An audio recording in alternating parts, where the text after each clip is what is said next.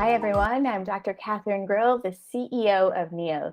I'm here with our CMO, Dr. Claire Wheeler, and we are back for another Neolth live stream for Ask the Experts. Dr. Wheeler, thanks so much for being here today. Thank you. I'm very happy to be here with you, Dr. Grill. Thank you. So you voted and we listened, and today we're going to be talking about a really important topic, which is bias, exclusion, and self-doubt.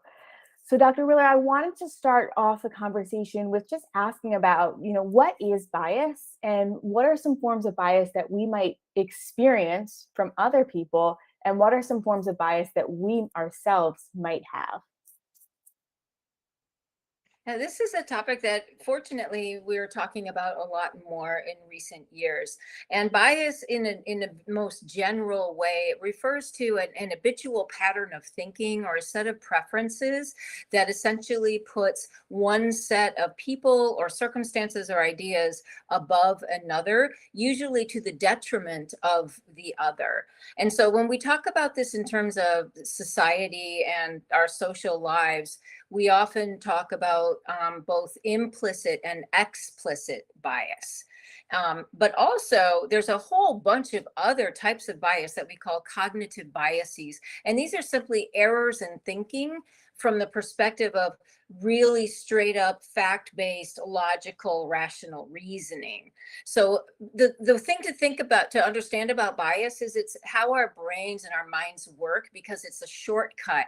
It's a shortcut to thinking and analyzing and being insightful about every idea or person that we're presented with. So what we tend to do, and the behaviorists talk about this a lot in psychology, is we create these little shortcuts in our thinking. And over time, they can become ingrained as prejudice or bias or racism, but they could also work in the other direction. So we're not going to talk about those types of biases. But then there's other common things like hindsight bias, where obviously you always know what you should have done looking back. And so sometimes if you have that, you'll be thinking that you were very mistaken because of something you did a year ago, but you didn't have the experience and the information a year ago that you have now. So one can judge oneself harshly with that type of bias. There are also a bunch of other things like status quo bias, and that it can explain things like the fear of change. People tend to be attached to the status quo even when they say they want change.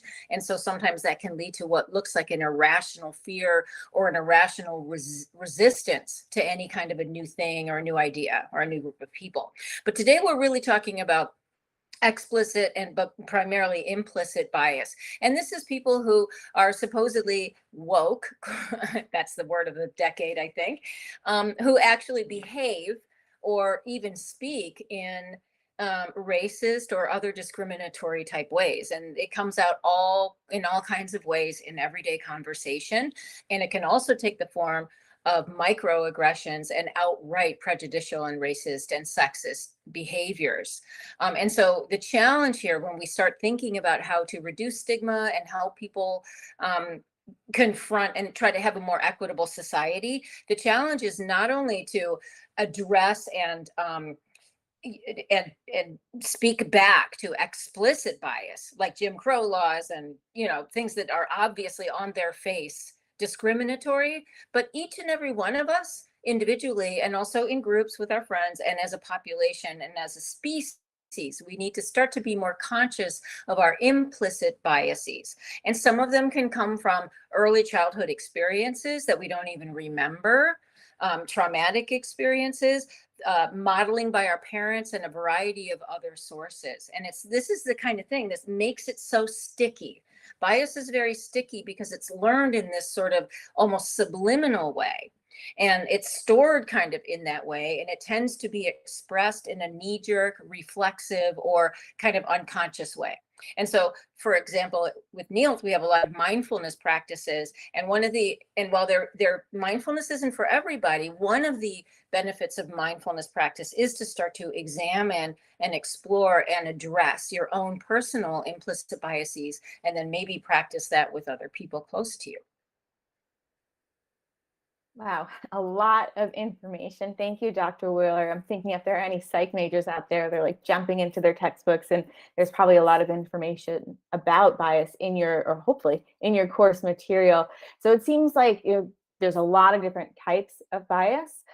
Both implicit and explicit are the kind of two that we're focusing on. And as you mentioned, explicit might be more obvious, but implicit can also be really harmful to your mental health, and that might be something like a microaggression that people are experiencing on a daily basis. So I wanted to talk now about how some experiencing bias might lead to feelings of exclusion, and that can be really tricky because I think when we're feeling excluded, we can't necessarily control other people's behavior, that they're excluding us, but we can decide how we want to respond to that. So when we're feeling excluded, emotions might come up like feeling angry, feeling loneliness. I'm wondering if you have any advice for those situations. Like, how could we identify those emotions and how do we process them? This is a really important topic because especially nowadays with our more mobile society and parents often needing multiple jobs or changing jobs, a lot of kids go through having to be the new kid. I went through it several times in junior high and high school. I know how that feels. You walk into a space and it feels like everyone there already knows each other. They know all the norms and the rules of how to get along and how to thrive in that social environment. And it can be very disorienting and also anxiety producing to feel like you just don't know how to fit in. And that brings up a variety of different emotions. And again, this can be pretty variable from person to person. Some people might respond more with anger, and others might respond more with fear or lonely sadness. And so I think the initial thing to think about is, first of all, to recognize what you're feeling and why. Because a lot of these negative emotions can be triggered by a lot of different situations. But I think it's also important for people to understand that there are areas of the brain, and you know this because you're a neuroscientist. There are areas in the brain that manage physical pain. Those are the same areas of the brain in charge of social pain. And so when you're like, doubled over or just feeling the pain, that is real. And that's because your brain responds to social exclusion in the same way as it does to physical disruptions or stress and strain. And I think this probably goes back to our ancient history where we absolutely rely on each other for our survival. So it's important, first of all, to recognize those emotional responses and understand that they are completely valid and reasonable psychologically, from neuroscience perspective, philosophically, in every way you can look at it. It's totally reasonable and appropriate to feel hurt and sad when you're excluded. So to validate, to acknowledge, to name, but then what do you do? And there are a variety of different things. And I think one of the most important things a person can do when you're coping with this situation, whether it's acute, like you're a brand new kid at school, or chronic, you're isolated from people close to you for a long period of time, it's super important to try to find one person or outlet for confidential communication, to share your emotions and how you're feeling. And many of us are lucky enough to have one or two human beings in our lives who can do that. But it doesn't matter if it's a pet or a journal or a pen pal or someone who you haven't even met in person, but just some outlet to express that emotion. And what happens with negative emotional states is when we go into them and we manage to endure them, they always pass. And then it's once that's passed, or in a time when we're not acutely having those feelings, that we can think about the rest of our toolkit, because there are other things you can do to bolster yourself to manage loneliness and isolation. Noted. Thanks for that. So it seems like, the first thing is identifying, naming the emotion. That's really important. Validating or acknowledging the emotion. Like, you might have every right to be feeling angry or sad or frustrated in that situation. Maybe something really not great happened, or there was a situation where there was racist or sexist behavior, and that's not okay. But what is okay is to feel those strong emotions. But then at some point you need to work for your own mental health on processing them, because if you just hold on to them, it's not going to be good for you. And there are different ways that you can do that in social support. Talking to peers, people who can understand your lived experiences, sounds like it's really important. So we talked about bias. We talked about exclusion. And now I want to talk a little bit about self-doubt. How can experiencing this bias, like these microaggressions, feeling excluded, how can that potentially lead to self-doubt? There's that old saying about all roads lead to Rome, right? There are many, many roads to self-doubt. And they come from inside and outside. And when babies don't have self-doubt, right? Toddlers rarely have self-doubt. They know what they want and they go for it. But somehow that is taught out of us. We learn self-doubt a lot of times from maybe our same gender parent and how they behave and what they say about themselves, not what they say to us directly. And then we learn more and more as we progress, reasons to doubt ourselves.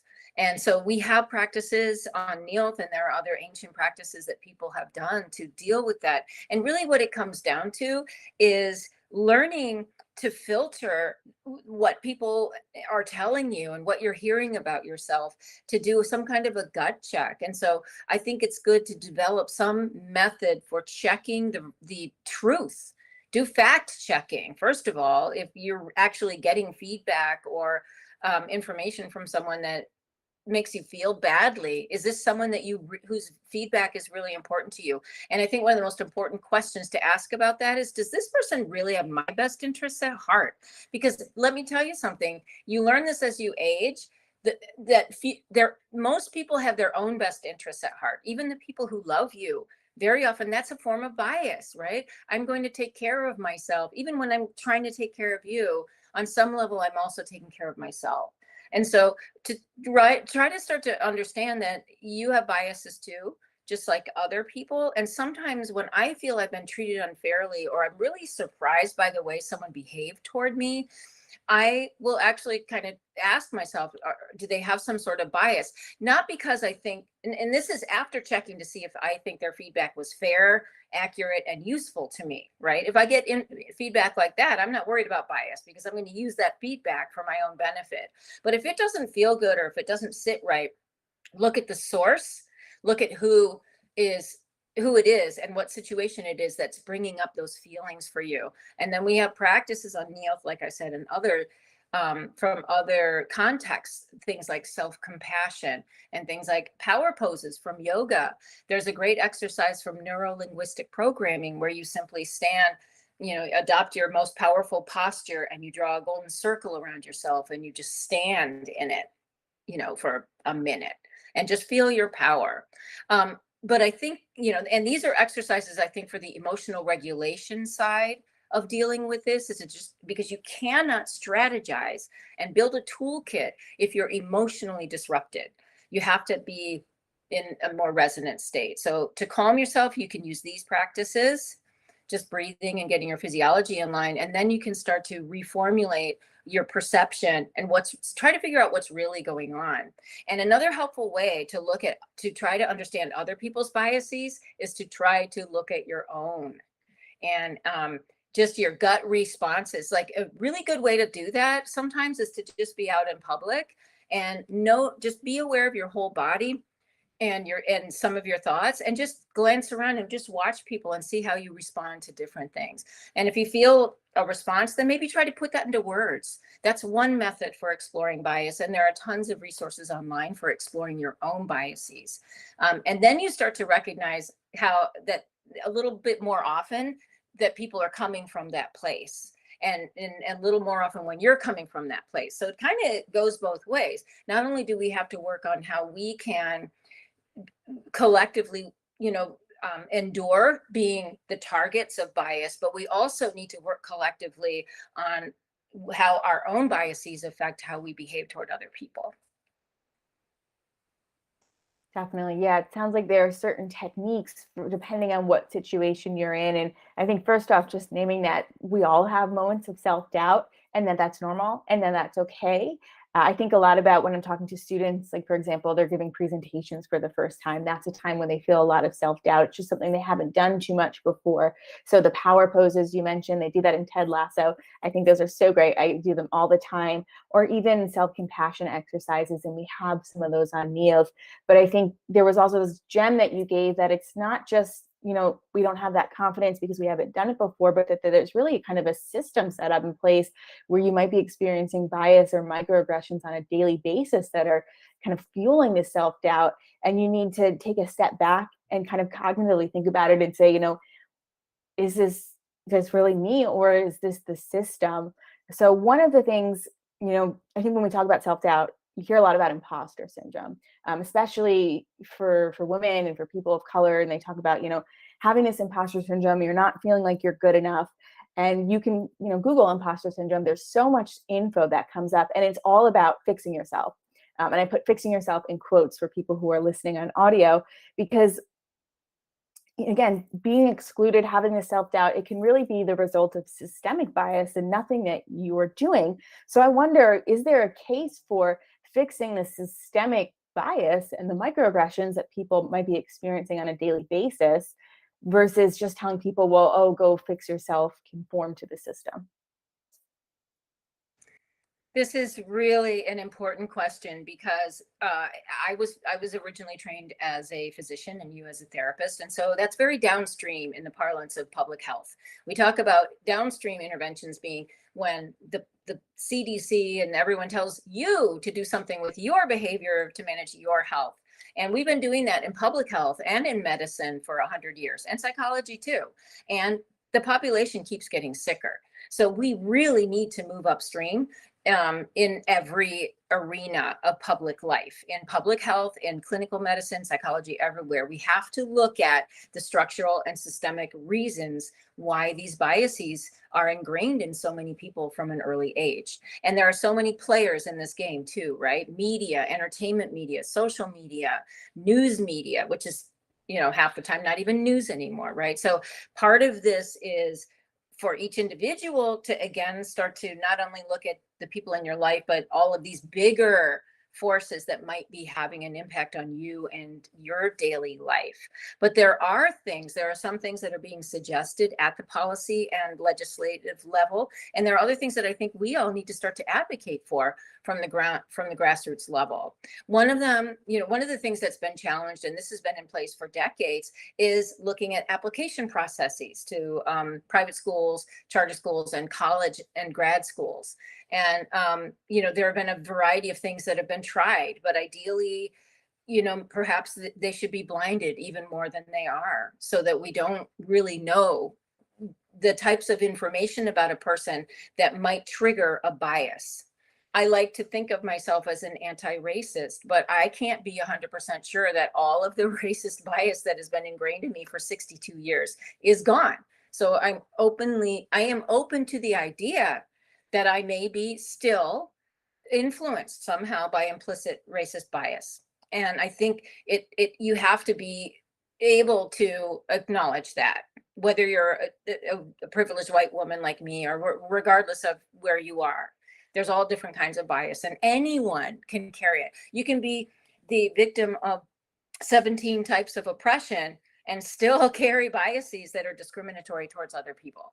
So this can happen to us all. So things like blinded application processes, things like we have to continue the process we have been engaged on of re-examining the names and the titles and for jobs and positions and locations. We've been tearing down statues to Confederate generals in the South, and we need to do more of that, because just like in Richmond, Virginia, this massive statue of Robert E. Lee, who fought tooth and nail to keep slavery legal in the United States. What do you think that does to the minds of people who walk by that statue every day? A statue is a monument to the greatness of a person and their ideas. And so even things like that, our architecture, our sidewalks, zoning laws for when we're widening freeways, all of that stuff has bias built into it. And when we notice it, that's our cue to, if we are empowered to advocate for change, and if we're not empowered, to seek assistance or to seek some collective that we can work with. We need to look at our lesson plans. We don't need to ban books. What we need to do is educate teachers and educate children from the very beginning about what bias is and how we can counter it, and also to acknowledge it as a fundamental quality of the human brain, and that we will always have to be thinking about our biases. There's been a lot in the news lately about pulse oximeters and other machinery made for medicine, for healthcare. People, Black and brown people who got COVID in the last 2 years, some of them died because their pulse ox, the thing that measures oxygen level in their blood, didn't work properly because of the color of their skin. Things like that's bias, right? Because they were only tested on white people. So this is like up here in Oregon, we have blackberries and they grow everywhere, and you have to dig down to the roots to get them out, and you have to do that several times to clear the blackberries, and we have to do that here too. Things like when you fund something, you attach conditions to it that address bias. And other things like, when you're applying for grants or you are going up for interviews and things like that, we really need to talk about how to make those more equitable processes so that you don't have to be afraid to go to an interview because you're in a wheelchair or because you have brown skin, because what you're going to be judged on is your qualifications for the job. So those are just some more sort of upstream high level ideas. And while we're working on all of those, we have to be working downstream to take care of ourselves and each other as well. Thank you. Yeah, some very powerful words and thoughts, and I'm sure our community has more thoughts than what they're doing or what they're seeing or what they hope to happen in their own lives. But it's certainly a huge topic. I think something we can't cover all of it in just 20 minutes, but at least getting that conversation going is really important. So we learned a lot today that there are many different types of bias. There are things that are usually learned throughout our lifetime. We can experience bias from others, but we might also be the source of that, and acknowledging it and trying to reflect and really think about, what's going on with me and how can I maybe change some of these, the bias that I might have. That's important, and it's part of everybody's personal growth. We talked about, being able to, if you're feeling strong emotions, talking about this or experiencing something, being able to name the emotion, really validate it, acknowledge that it's okay to feel a strong emotion, and then work on some exercises to move past that, because holding on to it, even if it's a totally valid emotion and you should feel that because of the experience, holding on for it isn't good for your mental health. I really liked what we were talking about too around the self-doubt and doing a gut check. Am I being told that I'm not good enough, that this isn't good enough because it's really the case, or because of the bias kind of in the systemic system, or because someone's individual bias, and trying to create space. It's hard to get that feedback, but really understanding, do I care or not?